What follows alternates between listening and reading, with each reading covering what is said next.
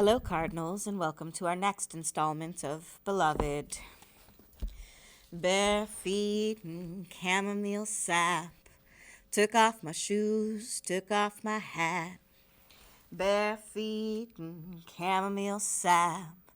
Give me back my shoes, give me back my hat. Lay my head on a potato sack. Devil sneak up behind my back. Steam engine got a lonesome whine. Love that woman till you go stone blind. Stone blind, stone blind. Sweet home gal, make you lose your mind. His coming is the reverse route of his going. First the cold house, the storeroom, and then the kitchen before he tackles the beds. Here boy, feeble and shedding his coat in patches, is asleep by the pump, so Paul D. knows Beloved is truly gone. Disappeared, some say. Exploded right before their eyes. Ella's not so sure. Maybe, she says, maybe not. Could be hiding in the trees waiting for another chance. But when Paul D. sees the ancient dog, 18 years of a day, he's certain 124 is clear of her.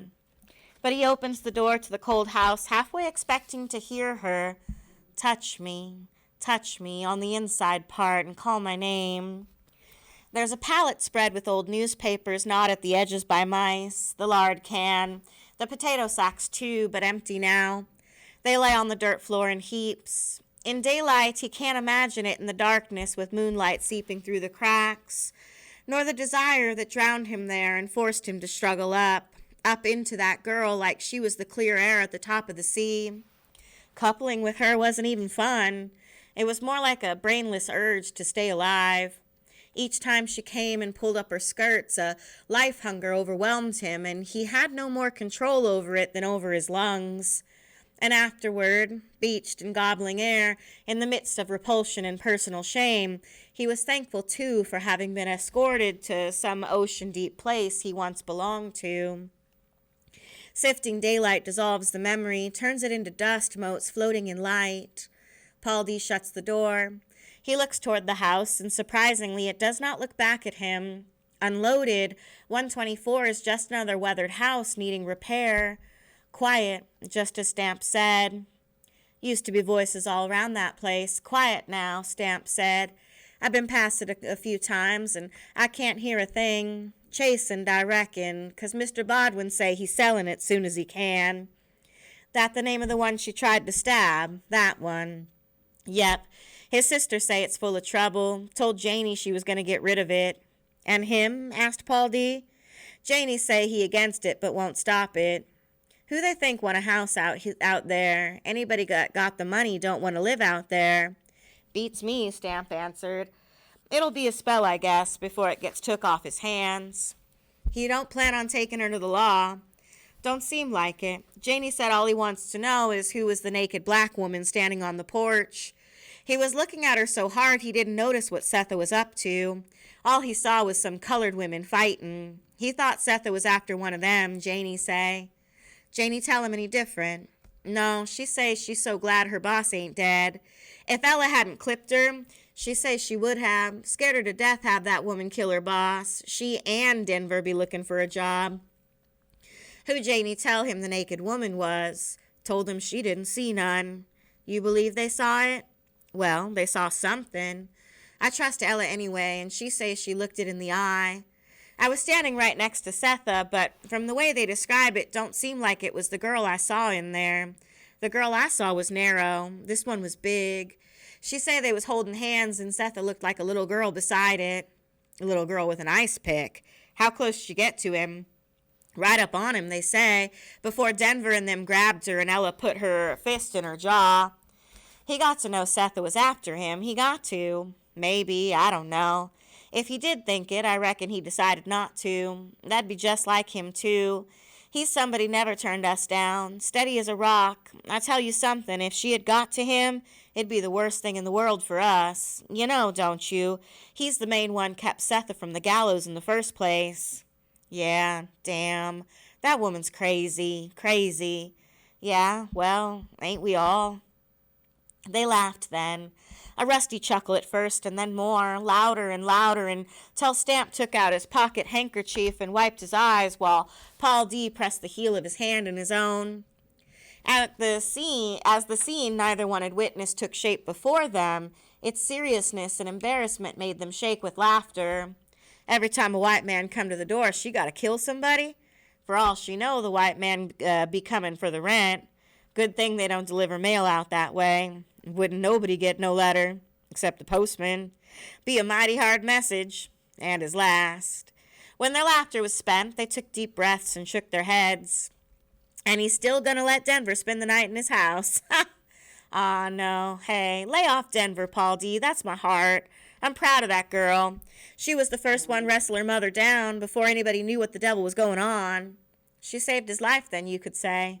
You could, said Stamp, thinking suddenly of the leap, the wide swing, and the snatch of his arm as he rescued the little curly-headed baby from within inches of a split skull.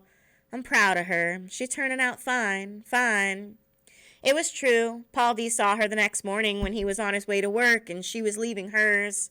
Thinner, steady in the eyes, she looked more like Hallie than ever, and she was the first to smile. Good morning, Mr. D. Well, it is now. Her smile, no longer the sneer he remembered, had welcome in it and the strong traces of Setha's mouth. Paul D. touched his cap. How you getting along? Don't pay to complain. You on your way home? She said no. She had heard about an afternoon job at the shirt factory. She hoped that with her night work at the Bodwins and another one, she could put away something and help her mother too. When he asked her if they treated her all right over there, she said more than all right. Miss Bodwin taught her stuff. He asked her what stuff, and she laughed and said book stuff. She says I might go to Oberlin. She's experimenting on me. And he didn't say, watch out. Nothing in the world is more dangerous than a white school teacher. Instead, he nodded and asked the question he wanted to. Your mother all right? No, said Denver, no, not a bit all right. You think I should stop by? Would she welcome it? I don't know, said Denver. I think I've lost my mother, Paul D. They were both silent for a moment, and then he said, that girl, beloved? Yes. You think she is sure enough your sister? Denver looked at her shoes. At times I think she was more. She fiddled with her shirtwaist, rubbing a spot of something, and suddenly she leveled her eyes at his. But who would know that better than you, Paul D? I mean, you sure enough knew her. He licked his lips. Well, if you want my opinion. I don't, she said. I have my own. You grown, he said. Yes, sir. Well, good luck with that job. Thank you. And Paul D., you don't have to stay away, but be careful how you talk to my ma'am, hear? Don't worry, he said, and left her there. Or rather, she left him, because a young man was running toward her, saying, Hey, Miss Denver, wait up. She turned to him, her face looking like someone had turned up the gas jet. He left her unwillingly because he wanted to talk more, make sense out of the stories he had been hearing. White man came to take Denver to work, and Setha cut him. Baby Ghost came back evil and sent Setha out to get the man who kept her from hanging. One point of agreement is, first they saw it, and then they didn't. When they got Setha down on the ground and the ice pick out of her hands and looked back to the house, it was gone. Later, a little boy put it out how he had been looking for bait back of 124 down by the stream and saw, cutting through the woods, a naked woman with fish for hair. As a matter of fact, Paul D. doesn't care how it went or even why. He cares about how he left and why. When he looks at himself through Garner's eyes, he sees one thing, through Sixo's another. One makes him feel righteous and one makes him feel ashamed. Like the time he worked both sides of the war, running away from the North Point Bank and Railway to join the 44th Colored Regiment in Tennessee, he thought he had made it, only to discover he had arrived at another colored regiment forming under a commander in New Jersey. He stayed there 4 weeks. The regiment fell apart before it got started on the question of whether the soldiers should have weapons or not. Not, it was decided, and the white commander had to figure out what to command them to do instead of kill other white men. Some of the 10,000 stayed there to clean, haul, and build things. Others drifted away to another regiment. Most were abandoned, left to their own devices with bitterness for pay. He was trying to make up his mind what to do when an agent from North Point Bank caught up with him and took him back to Delaware, where he slave worked a year. Then North Point took $300 in exchange for his services in Alabama, where he worked for the rebellers, first sorting the dead and then smelting iron. When he and his group combed the battlefields, their job was to pull the Confederate wounded away from the Confederate dead. Care, they told him. Take good care. Colored men and white, their faces wrapped to their eyes, picked their way through the meadows with lamps, listening in the dark for groans of life and the indifferent silence of the dead. Mostly young men, some children, and it shamed him a little to feel pity for what he imagined were the sons of the guards in Alfred, Georgia. In 5 tries, he had not had one permanent success. Every one of his escapes, from Sweet Home, from Brandywine, from Alfred, Georgia, from Wilmington, from North Point, had been frustrated. Alone, undisguised, and with visible skin, memorable hair, and no white man to protect him, he never stayed uncaught. The longest had been when he ran with the convicts, staying with the Cherokee, followed their advice, and lived in hiding with the Weaver woman in Wilmington, Delaware, 3 years. And in all those escapes he could not help being astonished by the beauty of this land that was not his. He hid it in his breast, fingered its earth for food, clung to its banks to lap water, and tried not to love it. On nights when the sky was personal, weak with the weight of its own stars, he made himself not love it. Its graveyards and low-lying rivers, or just a house, solitary under a chinaberry tree, maybe a mule tethered and the light hitting its hide just so. Anything could stir him, and he tried hard not to love it. After a few months on the battlefields of Alabama, he was impressed to a foundry in Selma, along with 300 captured, lent, or taken colored men. That's where the war's end found him. And leaving Alabama, when he had been declared free, should have been a snap. He should have been able to walk from the foundry in Selma straight to Philadelphia, taking the main roads, a train if he wanted to, or passage on a boat. But it wasn't like that. When he and 2 colored soldiers, who had been captured from the 44th he had looked for, walked from Selma to Mobile, they saw 12 dead blacks in the first 18 miles. 2 were women, 4 were little boys. He thought this for sure would be the walk of his life. The Yankees in control left the rebels out of control. They got to the outskirts of Mobile, where blacks were putting down tracks for the Union that earlier they had torn up for the rebels. One of the men with them, a private called Keene, had been with him in Massachusetts' 54th. He told Paul D. they had been paid less than the white soldiers. It was a sore point with him that, as a group, they had refused the offer Massachusetts made to make up the difference in pay. Paul D. was so impressed by the idea of being paid money to fight, he looked at the private with wonder and envy. Keene and his friend, a Sergeant Rossiter, confiscated a skiff, and the 3 of them floated in Mobile Bay. There, the private hailed a Union gunboat, which took all 3 aboard. Keene and Rossiter disembarked at Memphis to look for their commanders. The captain of the gunboat let Paul D. stay aboard all the way to Wheeling, West Virginia. He made his own way to New Jersey. By the time he got to Mobile, he had seen more dead people than living ones. But when he got to Trenton, the crowds of alive people, neither hunting nor hunted, gave him a measure of free life so tasty that he never forgot it. Moving down a busy street full of white people who needed no explanation for his presence. The glances he got had to do with his disgusting clothes and unforgivable hair. Still, nobody raised an alarm. Then came the miracle. Standing in a street in front of a row of brick houses, he heard a white man call him, "Say there, yo," to help him unload 2 trunks from a coach cab. Afterward, the white man gave him a coin. Paul D. walked around with it for hours, not sure what it could buy, a suit, a meal, a horse, and if anybody would sell him anything. Finally, he saw a greengrocer selling vegetables from a wagon. Paul D. pointed to a bunch of turnips. The grocer handed them to him, took his 1 coin, and gave him several more. Stunned, he backed away. Looking around, he saw that nobody seemed interested in the mistake or him, so he walked along, happily chewing turnips. Only a few women looked vaguely repelled as they passed. His first earned purchase made him glow, never mind that the turnips were withered dry. That was when he decided that to eat, walk, and sleep anywhere was life as good as it got. And he did it for 7 years till he found himself in southern Ohio, where an old woman and a girl he used to know had gone. Now his coming is the reverse of his going.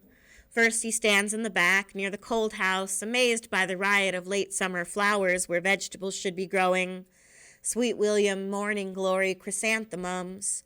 The odd placement of cans jammed with the rotting stems of things, the blossoms shriveled like sores. Dead ivy twines around bean poles and door handles. Faded newspaper pictures are nailed to the outhouse and on trees. A rope too short for anything but skip jumping lies discarded near the wash tub, and jars of dead lightning bugs, like a child's house, the house of a very tall child. He walks to the front door and opens it. It's stone quiet. In the place where once a shaft of sad red light had bathed him, locking him where he stood is nothing. A bleak and minus nothing, more like absence, but an absence he had to get through with the same determination he had when he trusted Setha and stepped through the pulsing light. He glances quickly at the lightning white stairs. The entire railing is wound with ribbons, bows, bouquets. Paul D steps inside. The outdoor breeze he brings with him stirs the ribbons. Carefully, not quite in a hurry, but losing no time, he climbs the luminous stairs. He enters Setha's room. She isn't there, and the bed looks so small, he wonders how the two of them had lain there. It has no sheets, and because the roof windows do not open, the room is stifling. Brightly colored clothes lie on the floor. Hanging from a wall peg is the dress beloved wore when he first saw her. A pair of ice skates nestles in a basket in the corner. He turns his eyes back to the bed and keeps looking at it. It seems to him a place he is not. With an effort that makes him sweat, he forces a picture of himself lying there, and when he sees it, it lifts his spirits. He goes to the other bedroom. Denver's is as neat as the other's is messy, but still no Setha. Maybe she's gone back to work, gotten better in the days since he talked to Denver. He goes back down the stairs, leaving an image of himself firmly in place in the narrow bed. At the kitchen table, he sits down. Something's missing from 124. Something larger than the people who lived there. Something more than beloved or the red light. He can't put his finger on it, but it seems for a moment that just beyond his knowing is the glare of an outside thing that embraces while it accuses. To the right of him, where the door to the keeping room is ajar, he hears humming. Someone is humming a tune, something soft and sweet like a lullaby, and then a few words. Sounds like, "Hi, Johnny, wide, Johnny, sweet William, bend down low." Of course, he thinks, that's where she is, and she is. Lying under a quilt of merry colors, her hair like the dark, delicate roots of good plants, spreads and curves on the pillow. Her eyes, fixed on the window, are so expressionless, he's not sure she will know who he is. There's too much light here in this room. Things look sold. "Jackweed, raise up high," she sings. "Lamb's wool over my shoulder, buttercup and clover fly." She's fingering a long clump of her hair. Paul D clears his throat to interrupt her. "Setha?" She turns her head. "Paul D." "Ah, Setha." "I made the ink, Paul D. He couldn't have done it if I hadn't made the ink." "What ink? Who?" "You shaved." "Yeah. Look bad?" "Nah, you looking good." Devil's confusion. "What's this I hear about you not getting out of bed?" She smiles and lets it fade and turns her eyes back to the window. "I need to talk to you," he tells her. She doesn't answer. "I saw Denver. She tell you?" "She comes in the daytime, Denver. She's still with me, my Denver. You got to get up from here, girl." He's nervous, and this reminds him of something. "I'm tired, Paul D, so tired. I have to rest a while." Now he understands what he's reminded of, and he shouts at her, "Don't you die on me. This is baby Suggs' bed. Is that what you planted?" He's so angry he could kill her. He checks himself, remembering Denver's warning, and he whispers, "What you planning, Setha?" "Oh, I don't have no plans. No plans at all." Look, he says, Denver be here in the day, I be in here in the night. I'ma take care of you, you hear, starting now. First off, you don't smell right. Stay there, don't move. Let me heat up some water. He stops. Is it all right, Setha, if I heat up some water? And count my feet, she asks him.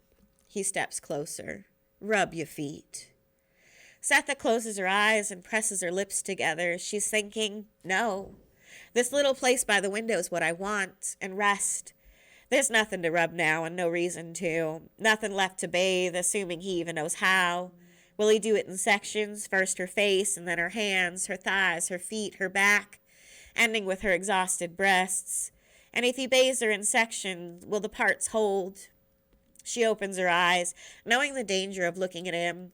She looks at him, the peach-stone skin, the crease between his ready-waiting eyes, and sees it. The thing in him, the blessedness that has made him the kind of man who can walk into a house and make the women cry.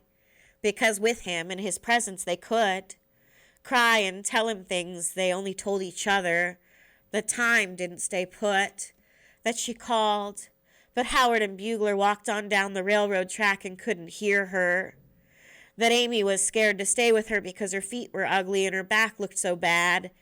That her ma'am had hurt her feelings and she couldn't find her hat anywhere. And Paul D., what baby? She left me. Ah, girl, don't cry. She was my best thing. Paul D. sits down in the rocking chair and examines the quilt patched in carnival colors. His hands are limp between his knees. There's too many things to feel about this woman. His head hurts. And suddenly he remembers Sixo trying to describe what he felt about the 30-mile woman. She's a friend of mine. She gather me, man, the pieces I am. She gather them and give them back to me in all the right order. It's good, you know, when you got a woman who's a friend of your mind. He's staring at the quilt, but he's thinking about her wrought iron back, the delicious mouth still puffy at the corners from Ella's fist, the mean black eyes, the wet dress steaming before the fire, her tenderness about his neck jewelry, its 3 wands, like attentive baby rattlers, curving 2 feet into the air, how she never mentioned or looked at it, so he did not have to feel the shame of being collared like a beast. Only this woman, Setha, could have left him his manhood like that. He wants to put his story next to hers. Setha, he says, me and you, we got more yesterday than anybody else. We need some kind of tomorrow. He leans over and takes her hand, and with the other he touches her face. You, your best thing, Setha. You are. His holding fingers are holding hers. Me. Me? There is a loneliness that can be rocked. Arms crossed, knees drawn up, holding on. This motion, unlike a ship's, smooths and contains the rocker. It's an inside kind, wrapped tight like skin. Then there is loneliness that roams. No rocking can hold it down. It's alive on its own, a dry and spreading thing that makes the sound of one's own feet going seem to come from a far-off place. Everybody knew what she was called, but nobody anywhere knew her name. Disremembered and unaccounted for, she cannot be lost because no one's looking for her. And even if they were, how can they call her if they don't know her name? Although she has claim, she is not claimed. In the place where long grass opens, the girl who waited to be loved and cries shame erupts into her separate parts to make it easy for the chewing laughter to swallow her all away. It was not a story to pass on. They forgot her like a bad dream after they made up their tales, shaped and decorated them.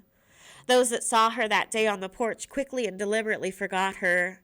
It took longer for those who had spoken to her, lived with her, fallen in love with her, to forget, until they realized that they couldn't remember or repeat a single thing she said, and began to believe that, other than what they themselves were thinking, she hadn't said anything at all.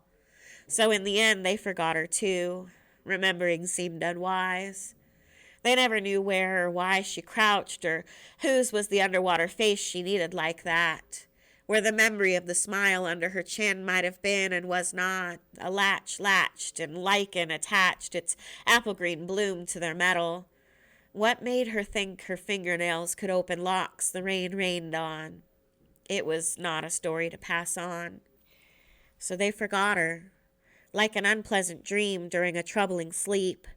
Occasionally, however, the rustle of a skirt hushes when they wake, and the knuckles brushing a cheek in sleep seem to belong to the sleeper.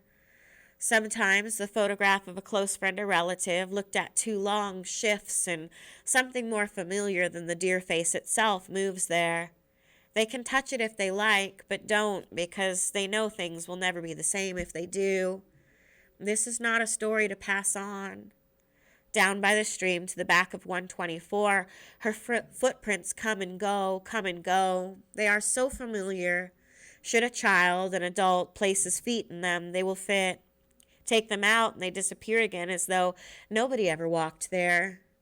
By and by, all trace is gone, and what is forgotten is not only the footprints, but the water too, and what's down there.